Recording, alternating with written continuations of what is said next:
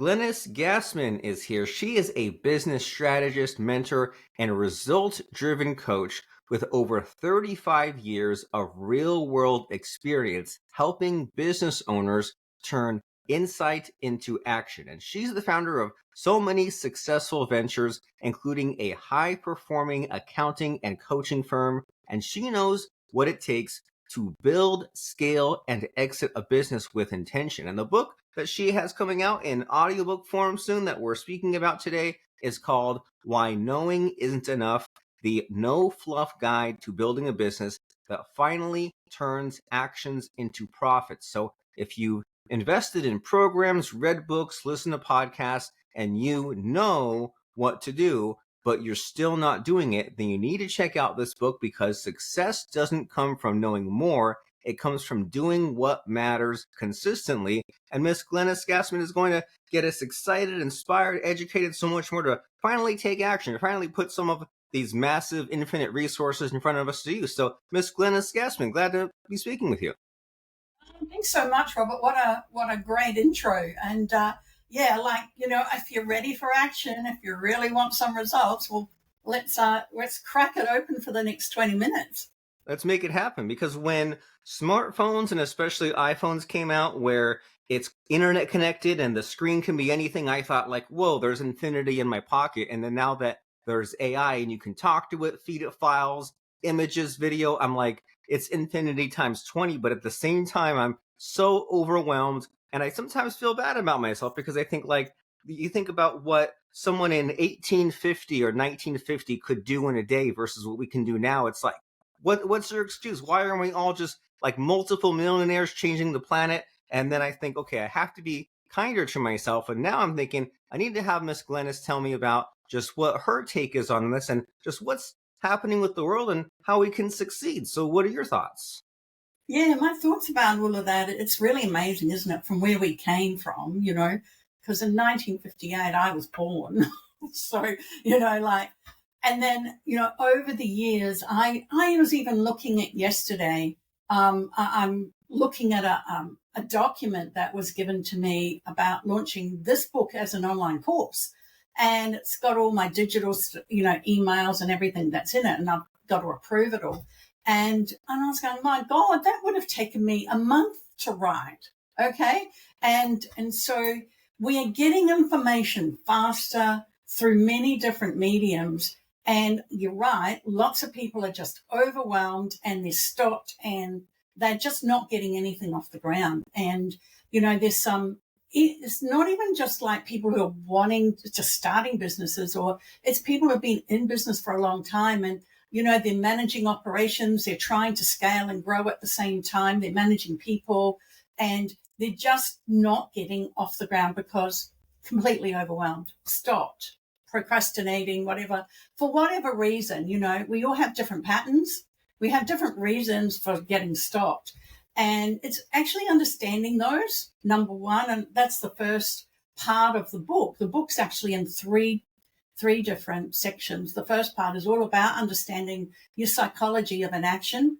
And once you're aware of it, you know what they say, 85% is awareness, 15% is actually in the doing. The second part is really developing a action system that suits you, because everyone's different. And I want to talk a little bit about that action system, because we actually have to be kind to ourselves. You were talking about that before, even though we're getting lots and lots of information from many different mediums as fast as we want it, it doesn't mean that we have to keep up with that level of information as fast as it comes to us. We can take it, we can review it, we can really strategize and think about, well, how am I going to implement this, and have a program of implementation that actually works for you. Because so many people, we get overwhelmed, we've got all this, we've got to get it done faster. No, we actually need to probably slow down and work on what's the most important, the highest priorities. I was talking to a couple of people yesterday about what's your 3 highest priorities, and they, that's just focus on the 3 highest priorities you have right now, And then let's block out some time in your diary daily, maybe an hour, maybe an hour and a half. Say no to distractions, like close your email down, put your phone in another room. I don't recommend putting it in the fridge like some people do, but, just turn off your distractions. I had one person say to me, but what about my cat? And I go, yeah, well, can't you put it outside for an hour and a half or something? So, there is certain distractions we all have, and just focus for that 90 minutes on what you want to achieve, what that vision is, that project that you want to get done, because it's all in the consistency of the action. And I explain that a lot more in the book. It's taking consistent action on a regular basis. It's you've heard about the compounding effect on dollars. If you have $1 today in the bank, if you add $1 every day for 30 days, you get something like about, and invest it, you get, lots of money. Okay. This is a bit the same. It's like, 1 hour, 1.5 hours every 5 days a week, or the week that your working week, whether it's 5 or 3 days a week. And if you consistently take action on what you want to achieve, then you start seeing growth. Like in 30 days, you might have your project completed. Okay, so it is about, like being kind to yourself and saying, I don't have to go like full speed 8 hours a day. I just have to do like focused work on that project for, like an hour, hour and a half, and you will see progress. Each day, each week, you will see progress. And all of a sudden, you're being in the middle of it, and all of a sudden it just blooms. If you're into flowers and gardens, it goes, whoa, I've got it done, and you feel so good about it. So, and then the third part of the book is also about, like, okay, you understand why you're in action. You're not in action. You understand your patterns. You've created a really big why that's bigger than you, big enough to get you out of bed, in the coldest mornings.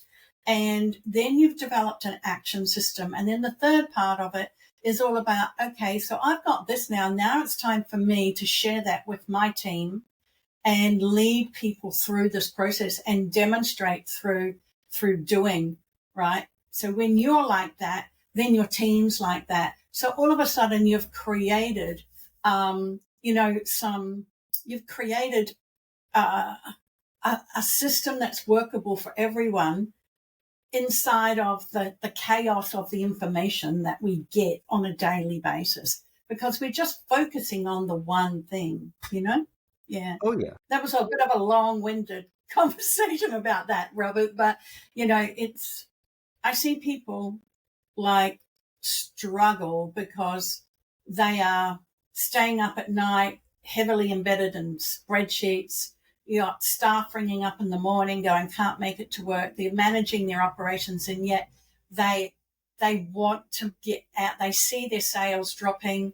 They need to do something strategic to improve, but they're just embedded in this daily mess. All right. And so we have to break through that. Mm. Oh, yeah. And it seems like that scenario, they're taking a path that's not working, and they seem to think the answer is let's double down, triple down, 4x, and just keep doing more of what's not working. And you're like, well, hey, there's a better approach, a better perspective of being smarter and more strategic.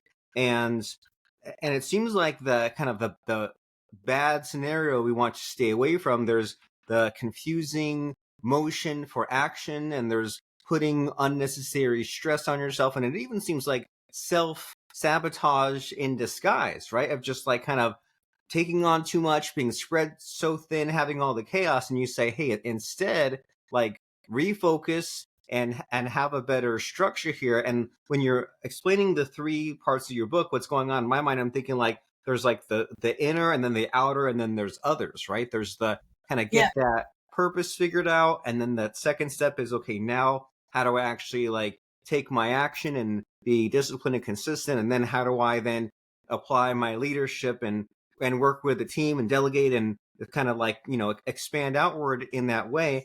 And, it's all good stuff, right? It's because, and it's like, it's, I used to think that all this like emotional intelligence, self-awareness, time management, I used to think it was just kind of like optional or an add-on or something that was to be explored if we really were stuck. But now, just with all these resources at disposal, it seems like it's more built in, or it's more like essential to apply every day, not just sometimes, don't you think? Oh, absolutely. Totally. Like for probably the last, let me say, 10 years, all I've seen around the world, and I've spoken at, conferences for coaches and that, everyone bangs on about strategy, strategy, strategy.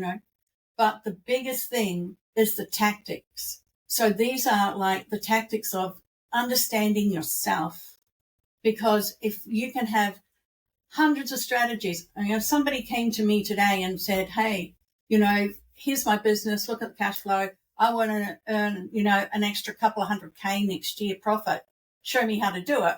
Like literally in half an hour, 45 minutes, I could show them 6 or so strategies that would make them more profits, right? But that's not the answer. The answer is, are they going to put that into action? And I've seen this time and time again. People pay for coaching. They pay for strategic advice.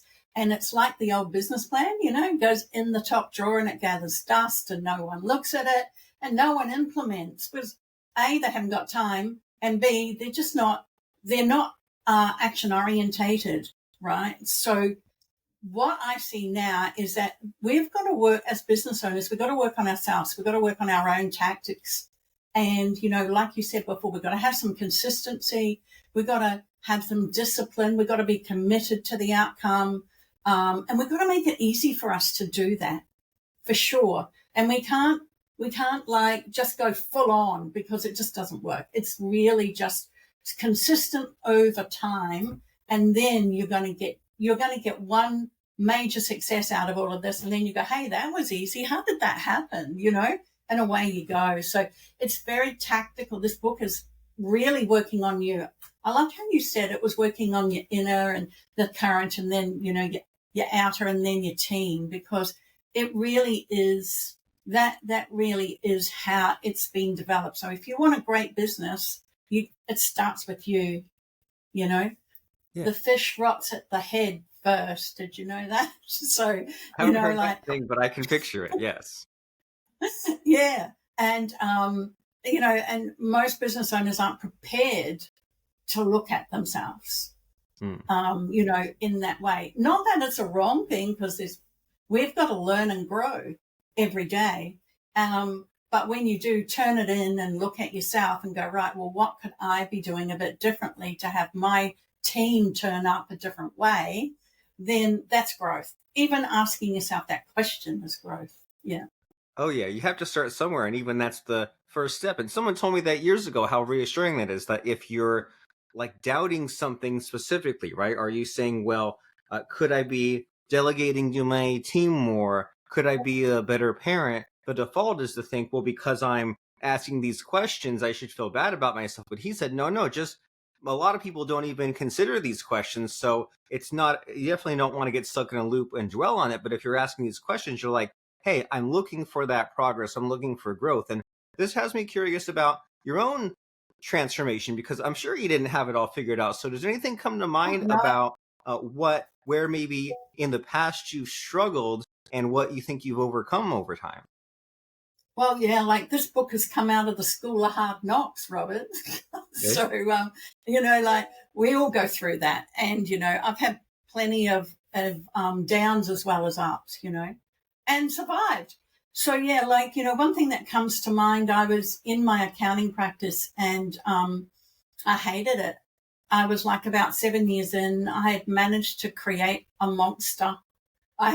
We did so much great work, high value work, lots of clients.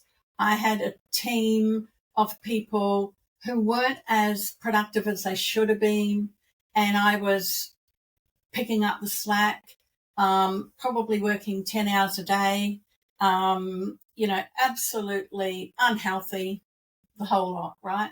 And I wanted out, and I was going to sell at that time. And I got something in the mail, and it was, come along to this seminar, and bring your high level team with you, and it was all geared to accountants and profitability, because although I was working really hard and 10 hours a day, my salary wasn't commensurate with that. And so we went along, and by lunchtime I had employed a coach. So I saw for myself what I needed was someone to look at me and find out what the hell was going on, right? And one of the first things he said to me was, what's your productivity? And I said, about, 73%. And, I pride myself on the fact those days that I was productive and I was being an employee in my own business. And so he said to me, I want you to get down to 30%. I go, what? 30%? He goes, yeah, you can do that. And so what I had to do was, I had to look at all of my low-level tasks that I did on a daily basis, and I had to give that away to someone that was worthy of that role, not me, It even got down to collecting the mail in the morning. You know what I mean? Like, I used to go to the post office and collect the mail. I'm showing my age now. But, it got down to that. So over the course of 12 months, 18 months, I reduced my productivity down to 34%. My income doubled. My profits doubled or quadrupled. I got a better bang for my buck. And that was just from reducing things down a little bit, just taking it, being strategic, following through. And so, that's, part of my hard luck story is, I loved my business so much then that guess what I decided to do? I thought, my God, I'm not the only one here has suffered like this. There must be other business owners that do this. So I started a coaching business in behind my accounting practice based on everything that I'd gone through in the 18 months. And I turned my molecules in my head from an accountant giving advice to a coach that asks questions. And that's another story for another day, because that's a whole different skill set. And I actually literally felt my molecules in my brain go from left to right, or right to left. It was just blur. But it was good. Amazing. It was good. So, like everything in this book I've been through. Everything. Yeah, and throughout the book, there's stories about my journey. There's stories about my clients' journey. Of course, there's not the same names. But I've been really authentic through my book about my journey and where I've come from and what I learned. Well, amazing. And those are two examples there of like literally going the wrong way. Like, haven't you ever been like maybe not driving, but walking and like you parked your car and you're like, okay, I know that the address is somewhere here, and you walk one way down the street with your phone. You're like, oh, no, now I need to turn around and go exactly the other way. And so you're saying this productivity percent, you thought you had to increase it. And then your coach said you had to decrease it. And then even that gave you that expanding circle again of you saying, well, you had been an advisor who gives advice, but maybe you had to do an about face there and be a coach that asks questions. And so, and I think there might even be a little bit of subtext in there of involving other people and getting the advice of someone else, because sometimes if we ourselves decide to do something, well, could we really stick with it? That's iffy. But if we have a coach, mentor, mastermind, those sorts of things that are there on the ride with us, and we say, okay, well, it's not just me, it's my team or my coach is helping me to achieve this goal. Now I'm less likely to give it up, because if it was just me and my low self-esteem, I might give it up, but others involved, I have a greater chance of success. And it's wonderful to think about. And so you taught your experiences in this book, but then sometimes collecting the thoughts and putting it into words, that in itself gives you some ahas, revelations. So was there any kind of breakthrough like that in the process of writing this book? Did you say like, oh my gosh, I have a new aha in that category? Oh, it's so funny you asked that question just today, because today is a year anniversary from I had my hip replacement operation, right? And it was about 3 days. Oh no, it was about 3 weeks later. I was taking calls. I was at home and I was taking calls from clients. I had slotted them in. One particular client, prior to going in and having the operation, we had set out a bit of a criteria for him to follow, and he had a few actions to take in those 3 weeks. And then, get on the call with him, and I thought I was okay, but when I look back now, I was still taking a few painkillers and very tired and that. But after 20 minutes of listening to his reasons, stories, and excuses as to why he had taken no actions, I thought, I have got to actually put everything in my head into a book and get it out to the world, because he's just not the only one. I mean, when I left him 3 weeks ago, he was fine. He was going to take the actions, but then everything came in, like it didn't matter what it was, whether it was family, whether it was business, somebody leaving, whatever. He never actually put in place the time to actually take those actions that were going to help him to get to that next level. And so it was 3 weeks after my hip operation. I thought, right, why knowing about things isn't enough. And that's where that came from. And I wrote down the outline, those 3 areas that I wanted, and then within that, I just mind mapped it out probably by Christmas last year. And then in January, I started writing. It was so easy because I'd lived it. And as I was writing it, it was like, oh yeah, I remember a time when that came up and when this came up. And so, yeah, it was quite, what's the word I want to use here? It was just transformational, maybe. I know that's a cliche word at the moment, but it was. I got from one to the other by about probably end of March. It was about 3 months that I just, it was a certain time every day. I just banged something out or reread something and did that. And I just thought, you know what? This is great. This is what everyone needs. If anyone needs help with or struggling with putting things in action, then, grab hold of the book, take it, read it. And it's a work in progress book. It's like something you're not going to read and put it aside. You're going to go, okay, this chapter I'm going to, this week I'm going to work on my integrity. This next week, I'm going to work on my discipline. The next week, I'm going to work on saying no to distractions, right? And so that's how the book came about. It was like I got to the end of it. I thought, all of my School of Hard Knocks is all in that book.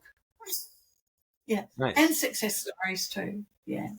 So, and I'm sensing a recurring theme in our conversation that helping others is such a motivator, right? When you're saying, well, how can I get these business problems solved? Well, who am I helping? There's my team, there's my customers. And if someone out there has the writer's block of putting out a book, well, then you look at what happened with you. You said, I had people that they still get stuck. And sometimes you only have a limited amount of time in a coaching session, or you can't get through to them, or weeks pass. And it's like, imagine if you could just hand them the book and they can be working on that in between. And that next thing you know, you're saying, oh my gosh, like, people need help with this, they need help with that. And then the book is already mind mapped out and halfway to being done and written. And so there's so much good stuff that you're mentioning that's in this book.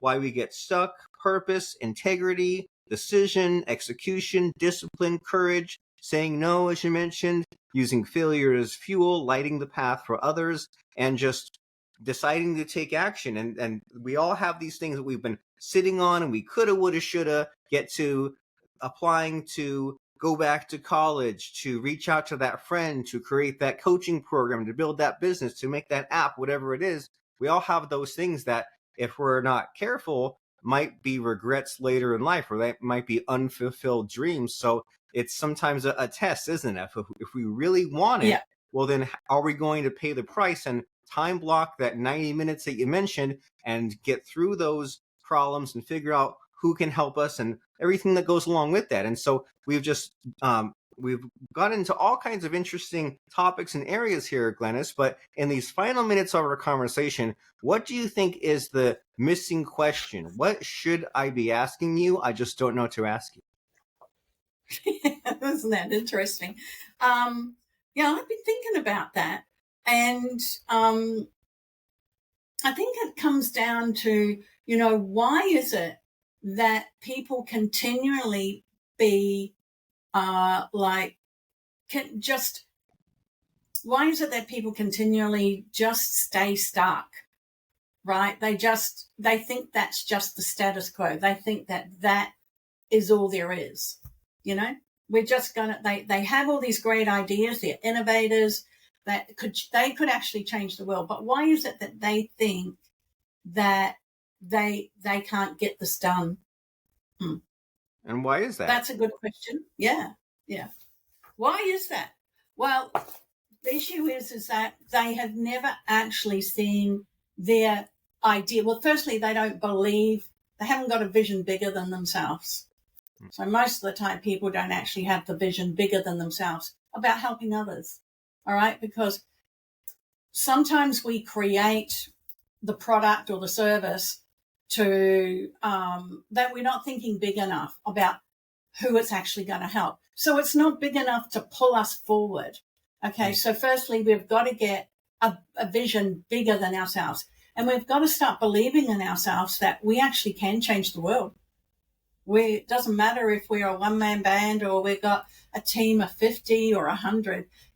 We actually, if we've got a great idea and we think that it's definitely worth pursuing, it's worth your time to develop it and get it out there, because that's how the world is going to evolve, especially if they're great ideas, and we're going to get, I'm not talking about anything that's not going to help the world progress here. And I think that that's the main thing. And then you need to have a mentor. You need somebody, like you just mentioned before. It's not even about accountability, like people see that word accountability as, bad and wrong, but it's not about cracking the whip. It's about championing you as that person to achieve whatever it is that you want to achieve. And we don't be kind enough to ourselves to do that. We just don't. We have, we need an outsider to, be on our shoulders, almost like to champion you all the way.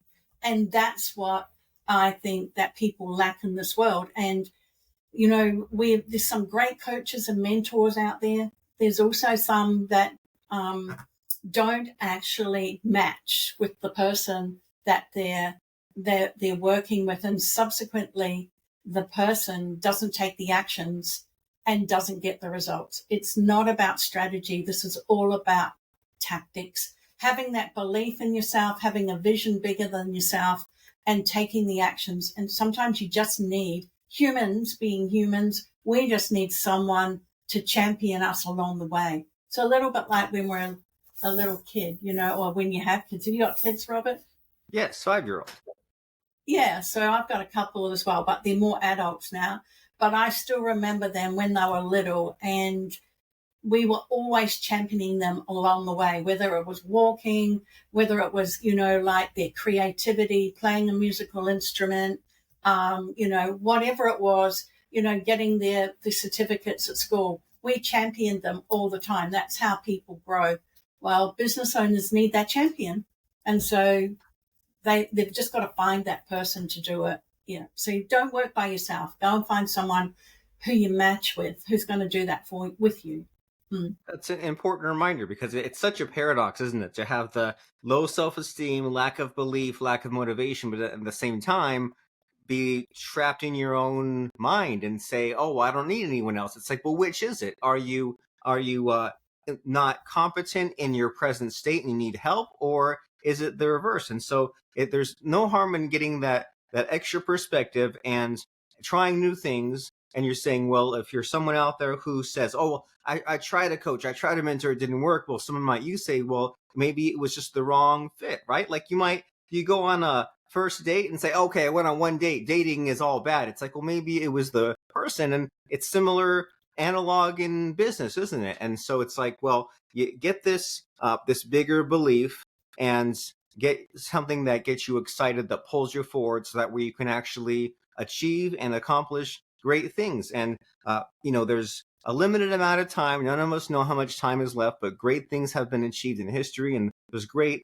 potential and future in store for the people listening to this podcast. So if someone says, oh man, I'm so excited about jumping into this no-fluff guide to building a business that finally turns actions into profits, what's the next step here? Where can people find out about your amazing book and also more about you?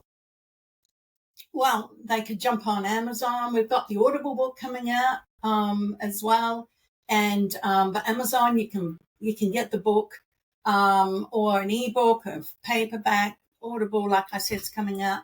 I'm actually working on an online course at the moment that'll drop in 2026, and you can actually do this course in a limited amount of time. It's not something that you're going to take years to do. It's a short amount of time, and then you can revisit it on a regular basis. So definitely jump on glenisgassmann.com.au, or you could jump on yoursuccessshift.com. I'm on LinkedIn. I'm everywhere. Just, come in and, send me a message. I'd love to have a chat. If you got something worthwhile you want to, get off the ground, and you're looking for a good fit, that analogy you just said, Robert, was really great, about the dating. I like to think about it like shoes. Sometimes we put on a pair of Nikes and they're just great. And then we sometimes put on a pair of, Adidas, and may not feel quite as good, or New Balance or something like that. So it's, there's plenty of people out there who could potentially help you. We just got to get the right fit.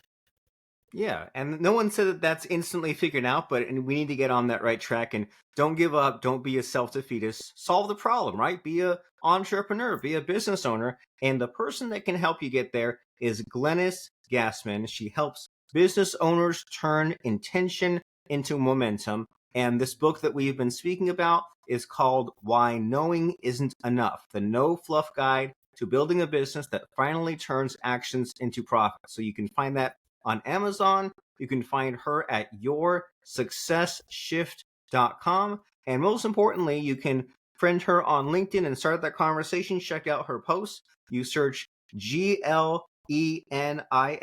last name Gassmann.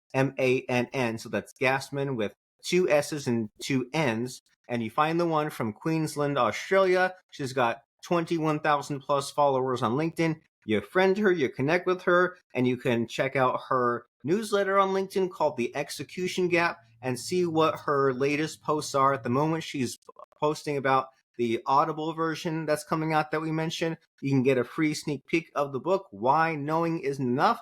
And as people are going there, Miss Glenis, it's time for the scary final segment of the podcast, where I try to stump you. I try to put you on the spot by asking about a fun or interesting quote or lesson. So what comes to mind as far as a fun or interesting quote or lesson?